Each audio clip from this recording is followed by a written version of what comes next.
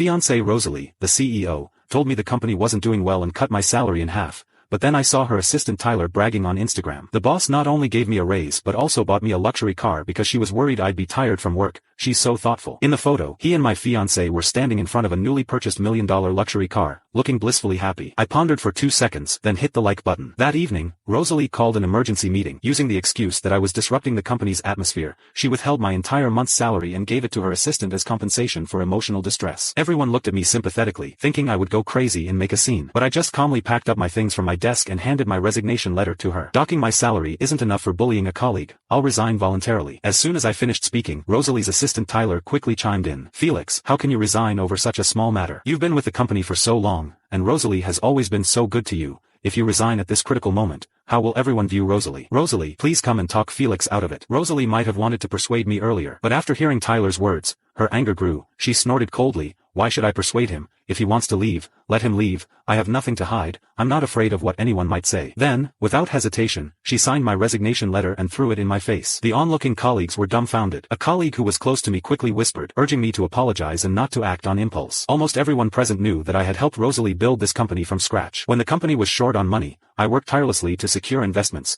When projects couldn't be completed, I led the team in pulling all-nighters to get the work done. I had poured countless hours and emotions into every aspect of the business. Now that the company had completed its financing and was about to go public, anyone in their right mind wouldn't leave at this time. But I remained calm, picking up the resignation letter from the ground. I'll leave after I finish handing over my work. No need for a handover. Just get out now, Rosalie said coldly, pointing at the door. Seeing this, I said nothing more. After saying goodbye to a few people, I picked up my things and left. Before I left, I looked back at Rosalie one last time. I clearly saw a flash of complexity in her cold, calm eyes. Of course, I knew why. She didn't think I would leave. We had fallen out before, but after leaving for a short while, I would always regret it and go back to her as if nothing had happened, apologizing and continuing to work as usual. But perhaps she didn't know that this time was different from before. My patience with her had finally run out. I walked to the parking garage. I found my old car that I had been driving for 10 years, with several patches of paint worn off. Next to it was parked a brand new top-of-the-line Porsche, the one Rosalie had just given to Tyler today. There were many empty spaces in the garage, yet he chose to park right here. I understood, this was his way of taunting me. These weren't just two cars, they were more like the two of us. I had been with Rosalie for 10 years, yet I wasn't as valued as Tyler, who had only joined 10 months ago. I laughed self-mockingly and got into my car. Just then, a text message came through. I opened it to see a transfer from my friend. This morning when Rosalie said the company wasn't doing well and wanted to cut my salary,